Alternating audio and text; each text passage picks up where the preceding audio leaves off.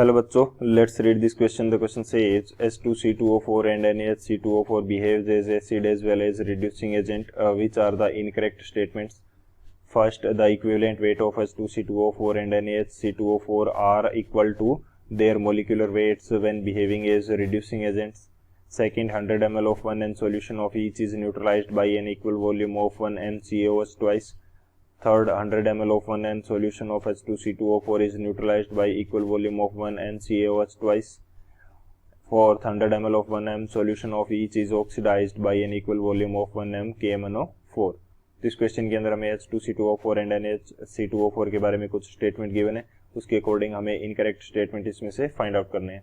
तो बात करते हैं की कंसेप्ट की. की कंसेप्ट की यदि बात की जाए, की कंसेप्ट, तो क्या की कंसेप्ट यूज होगा यहाँ पे. सबसे पहले तो हम ये देख लेते हैं कि इक्विवेलेंट वेट किस प्रकार से फाइंड आउट करते हैं. इक्विवेलेंट वेट की यदि बात की जाए तो वो फाइंड आउट किया जाता है मोलिकुलर वेट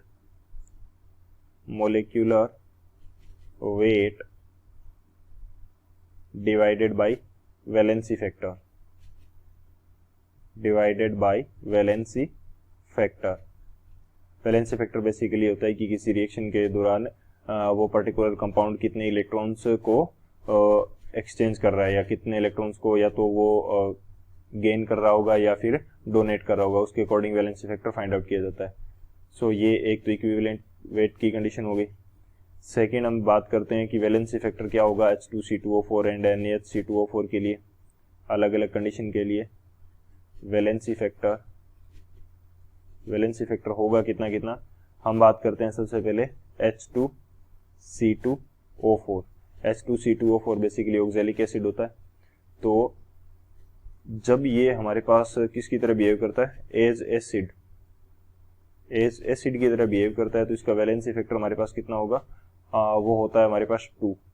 क्योंकि एसिड के रूप में बिहेव करेगा तो इसके लिए क्या रिक्वायरमेंट रहेगी, एसिड की तरह बिहेव करता है तो H पॉजिटिव रिलीज करेगा. तो ये कितने H पॉजिटिव रिलीज कर सकता है.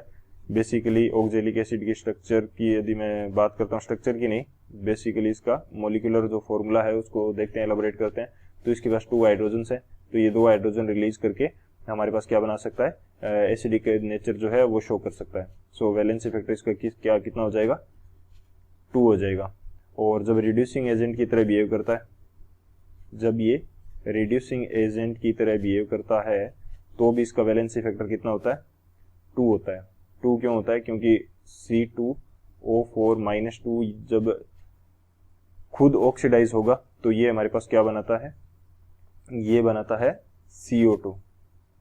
CO2 बनाता है. तो यहाँ पे जो कार्बन है उसकी ऑक्सीडेशन स्टेट कितनी है, +3 है, और यहाँ पे कितनी है, +4 है. +3 से +4 में ये चेंज हो रहा है, +3 से +4 में चेंज हो रहा है. तो एक कार्बन में एक इलेक्ट्रॉन का क्या आ रहा है, एक इलेक्ट्रॉन का डिफरेंस आ रहा है, यानी कि एक इलेक्ट्रॉन ये रिलीज कर दे रहा है. तो 2 कार्बन है यहाँ पे, C2O4-2 है. C2 में कितने कार्बन, 2 कार्बन में कितने का आ जाएगा, 2 इलेक्ट्रॉन्स का. सो 2 इलेक्ट्रॉन्स क्या करेगा, ये रिलीज करेगा. 2 इलेक्ट्रॉन्स क्या करेगा, रिलीज करेगा.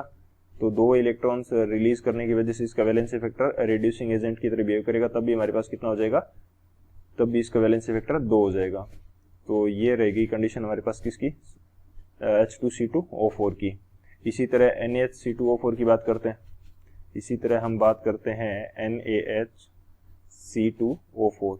ये भी जब एसिड की तरह बिहेव करता है, एज एसिड, तो इसका वैलेंसी फैक्टर कितना होगा, तो इसका वैलेंसी फैक्टर सेम कंडीशन होगी हमारे पास, वैलेंसी फैक्टर आ जाएगा, सेम कंडीशन नहीं होगी सॉरी, वैलेंसी फैक्टर आ जाएगा 1.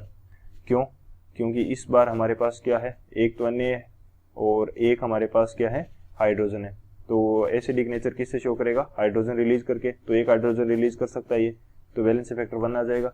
और रिड्यूसिंग एजेंट की तरह बिहेव करेगा, तब इसका क्या आएगा, एज रिड्यूसिंग एजेंट. तो रिड्यूसिंग एजेंट की तरह बिहेव करेगा तो इसका वैलेंसी फैक्टर 2 आएगा. सेम कंडीशन होगी वही, C2O4-2 नेगेटिव, ये चेंज होता है CO2 के अंदर, तो 2 इलेक्ट्रॉन्स का आएगा. 2 कार्बन के अंदर डिफरेंस कितने इलेक्ट्रॉन्स का आएगा, 2 इलेक्ट्रॉन्स का. तो वैलेंसी फैक्टर कितना हो जाएगा, 2 हो जाएगा. ये कंडीशन हमारे पास रहेगी वैलेंसी फैक्टर की. तो ये हमारा मेन की कंसेप्ट होगा. इस की कंसेप्ट की हेल्प से इस क्वेश्चन को सॉल्व करते हैं. तो अब यदि बात की जाए सॉल्यूशन की, तो सॉल्यूशन हमारे पास क्या होगा इस क्वेश्चन के लिए, हमें फर्स्ट स्टेटमेंट जो है उसके अंदर बोल रखा है कि इनका जो NaHC2O4 एंड जो हमारे पास H2C2O4 जो है इनका इक्विवेलेंट कितना होगा, वो मॉलिक्यूलर वेट के इक्वल होगा, ये हमें बोल रखा है। तो इक्विवेलेंट वेट जो होता है वो हमारे पास क्या होता है, वो होता है molecular weight MW divided by valency factor N। तो वैलेंसी फैक्टर दोनों के लिए 2 है, दोनों के लिए 2 है जब ये किसकी तरह बिहेव कर रहे हैं, रिड्यूसिंग एजेंट की तरह बिहेव कर रहे हैं। When behaving as reducing agent, reducing agent की तरह बिहेव कर रहे हैं तो मॉलिक्यूलर वेट का क्या हो जाएगा, हाफ हो जाएगा दोनों के लिए। तो मॉलिक्यूलर वेट का क्या हो जाएगा, हारा हो जाएगा, इनकरेक्ट। सेकेंड हम बात करते हैं 100 ml of 1N solution of each is neutralized by an equal volume of 1N CaOH twice। तो न्यूट्रलाइजेशन की जब भी बात की जाती है, सेकेंड की हम बात करते हैं for neutralisation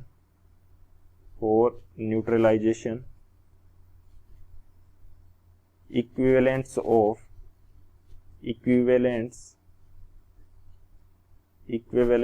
of reducing agent जो है वो इक्वल होते हैं किसके, इक्विवेलेंस ऑफ ऑक्सीडाइजिंग एजेंट के। कोई भी रिडॉक्स रिएक्शन होगी ऑक्सीडाइजिंग एजेंट, कोई भी रिडॉक्स रिएक्शन होगी तो उसमें एक रिड्यूसिंग एजेंट होगा और एक ऑक्सीडाइजिंग एजेंट जरूर होगा, तो ये कॉम्बिनेशन में होता है। तो दोनों के इक्विवेलेंट्स इक्वल होंगे और इक्विवेलेंट्स फाइंड आउट करने के लिए हम क्या करते हैं, N1V1 is equal to N2V2। N क्या है, नॉर्मेलिटी है, और V क्या है, वॉल्यूम है। सो हमें यहाँ पे क्या दे रखा है, हमें यहाँ पे दे रखा है 100 ml of 1N of each. तो यदि मैं बात करता हूँ रिड्यूसिंग एजेंट की, तो रिड्यूसिंग एजेंट हमारे पास क्या है, उसकी नॉर्मेलिटी कितनी है, 1N है, और V हमें क्या दे रखा है 100 ml, which is equal to N2। N2 क्या हो जाएगा, ऑक्सीडाइजिंग एजेंट जो कि हमारे पास CaOH2 है। तो N और नॉर्मेलिटी और मोलरिटी के अंदर एक रिलेशन होता है, और वो क्या होता है, normality is equal to molarity into valency factor. अब नॉर्मेलिटी यदि मैं लिखता हूँ तो मोलरिटी इनटू वैलेंसी फैक्टर होगा। मोलरिटी हमें 1 दे रखी है और वैलेंसी फैक्टर CaOH ट्वाइस के लिए कितना होता है, 2 होता है। वो 2 किस प्रकार से है, क्योंकि उसके अंदर 2 OH नेगेटिव आयंस होते हैं जो कि वो रिलीज कर सकता है। सो N कितना आ जाएगा, 2 आ जाएगा। और अब जब मैं V फाइंड आउट करता हूँ, यानी कि V2 की बात की जाए, तो V2 हमारे पास कितना आ जाएगा, 50 ml आ जाएगा, V आ जाएगा 50 ml। तो हमारे पास इक्वल वॉल्यूम तो नहीं आ रहा है, हमारे पास हाफ वॉल्यूम आ रहा है, तो ये भी इनकरेक्ट हो जाएगा। थर्ड हमें क्या दे रखा है, 100 ml of 1N solution of H2C2O4 is neutralised by equal volume of 1N CaOH2। ये चेक कर लेते हैं।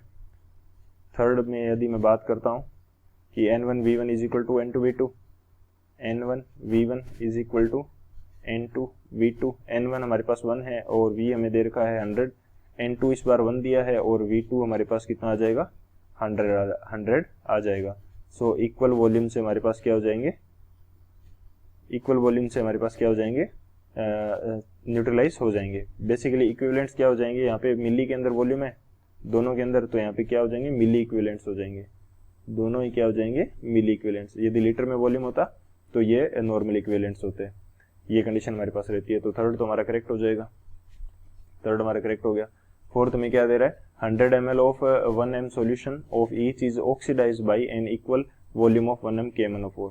सो ईच की बात कर रहा है, तो हम यहाँ पे इक्वेशन ले लेते हैं NaHC2O4 की, कि ये KMnO4 के साथ एसिडिक मीडियम में किस प्रकार से रिएक्ट करता है। तो फोर्थ की यदि बात करें तो हम यहाँ पे किसकी रिएक्शन ले रहे हैं, रिएक्शन ले रहे हैं हम लोग NaHC2O4 की। बैलेंस्ड रिएक्शन हमें लेनी होगी NaHC2O4। इसकी रिएक्शन किसके साथ ले रहे हैं हम, KMnO4 के साथ, KMnO4 प्लस एसिडिक मीडियम है तो H2SO4 आ जाएगा। ये हमें क्या प्रोवाइड कराता है, ये हमें प्रोवाइड कराता है NaHSO4 sodium hydrogen sulphate plus K2SO4 plus K2SO4 plus MnSO4 plus में ये हमें करवाएगा प्रोवाइड CO2 और प्लस आ जाएगा H2O। अब यदि इस रिएक्शन को बैलेंस करेंगे तो यहाँ पे हमारे पास 5 मोल्स NaHC2O4 आएंगे, 2 मोल्स ऑफ KMnO4 आ जाएगा 8 मोल्स ऑफ H2SO4 एसिड आ जाएगा, 5 मोल्स ऑफ NaHSO4 आएगा, और 1 mole of K2SO4, 2 mole of MnSO4 and 10 moles of CO2 and हमारे पास आएगा 8 मोल्स ऑफ H2O। ये हमारे पास बैलेंस्ड इक्वेशन है। अब यदि देखा जाए कि क्या इक्वल वॉल्यूम से ये बैलेंस हो रहा है, क्या इक्वल वॉल्यूम से ये बैलेंस हो रहा है, ये चेक कर लेते हैं। यहाँ पे भी हम लोग क्या करेंगे, सेम देखेंगे कि मिली इक्विवेलेंट्स जो हैं, milli equivalents of reducing agent, milli equivalent of reducing agent जो है वो इक्वल होने चाहिए किसके, milli equivalent of oxidising agent, of oxidising agent, इसके इक्वल होनी चाहिए। पीछे हमने न्यूट्रलाइजेशन रिएक्शन देखी थी, तो वहाँ पे ऑक्सीडाइजिंग एजेंट या रिड्यूसिंग एजेंट की जगह क्या हो जाएगा, न्यूट्रलाइजेशन रिएक्शन के अंदर तो दोनों के मिली इक्विवेलेंट्स बराबर होंगे, वहाँ पे रिड्यूसिंग एजेंट या ऑक्सीडाइजिंग एजेंट हम नहीं लिखेंगे। So milli equivalents, mils of first species and second species हम बोल देंगे। ऑक्सीडाइजिंग एंड रिड्यूसिंग एजेंट यहाँ पे यूज नहीं करेंगे, यहाँ पे क्या बोल देंगे, first species and second species, first species and यहाँ पे क्या बोल देंगे, सेकंड स्पीसीज। और ऑक्सीडेशन रिडक्शन रिएक्शन होगी, वहां पे हम क्या बोल देंगे, ऑक्सीडाइजिंग एजेंट और रिड्यूसिंग एजेंट बोल देंगे। सो सेम कंडीशन यहाँ पे अप्लाई कर देते हैं हम, रिड्यूसिंग एजेंट और ऑक्सीडाइजिंग एजेंट, तो सेम कंडीशन होगी N1V1 is equal to N2V2 होगा। अब हमें N1 और V1 दोनों फाइंड आउट करने होंगे, क्योंकि हमें तो मोलरिटी के अंदर गिवन है, मोलरिटी के अंदर गिवन है, वॉल्यूम 100 ml दे रखा है, इतना ही चेंज है बस। दोनों का 1 m गिवन है, ये भी चेक कर लेते हैं, यस दोनों का 1 m गिवन है। तो यदि मैं N1 फाइंड आउट करता हूँ, N1 किसका है, रिड्यूसिंग एजेंट का, रिड्यूसिंग एजेंट हमारे पास क्या है, रिड्यूसिंग एजेंट हमारे पास है NaHC2O4, तो यदि हम यहाँ पे लिखेंगे तो M1 इंटू Z1 हो जाएगा, तो M1 हमें 1 दे रखा है, Z1 कितना आ जाएगा, Z1 हमारे पास आ जाएगा ये, यहाँ से यदि देखा जाए तो एक कार्बन जो है, एक कार्बन के अंदर एक, हमने पीछे भी डिस्कस किया था कि C2O4-2 जो है अब वो चेंज होता है CO2 के अंदर, रिलीज करता है 2 इलेक्ट्रॉन्स। सो 2 इलेक्ट्रॉन्स का चेंज आ रहा था, 2 कार्बन के अंदर कितने इलेक्ट्रॉन्स का चेंज आ रहा था, 2 इलेक्ट्रॉन्स का, 2 इलेक्ट्रॉन्स का चेंज आ रहा था। लेकिन यहाँ पे हमारे पास कितने हैं, 5 मोल्स हैं, यहाँ पे हमारे पास 5 मोल्स हैं, तो 5 मोल्स में कितने का आ जाएगा, 10 का आ जाएगा, तो ये आ गया 10। सो हमारे पास N1 की वैल्यू कितनी आ जाएगी, 10, और V1 हमारे पास कितना दे रखा है, 100 ml। N2 की यदि बात करें तो N2 हमारे पास क्या हो जाएगा, M2 इंटू Z2, M2 हमारे पास कितना होगा, 1 दे रखा है, Z2 मेरे को फाइंड आउट करना है।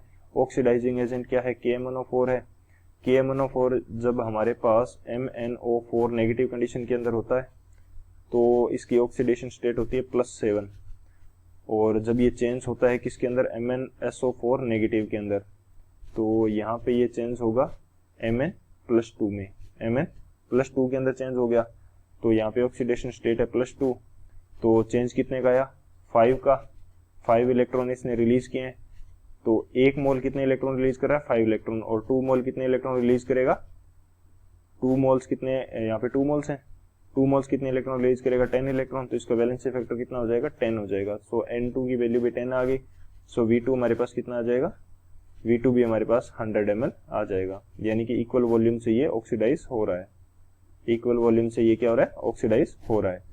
तो हमारे पास ये जो स्टेटमेंट है ये भी करेक्ट हो जाएगा। तो हमें इनकरेक्ट फाइंड आउट करने थे, सो फर्स्ट एंड सेकंड जो है वो हमारे इनकरेक्ट हैं।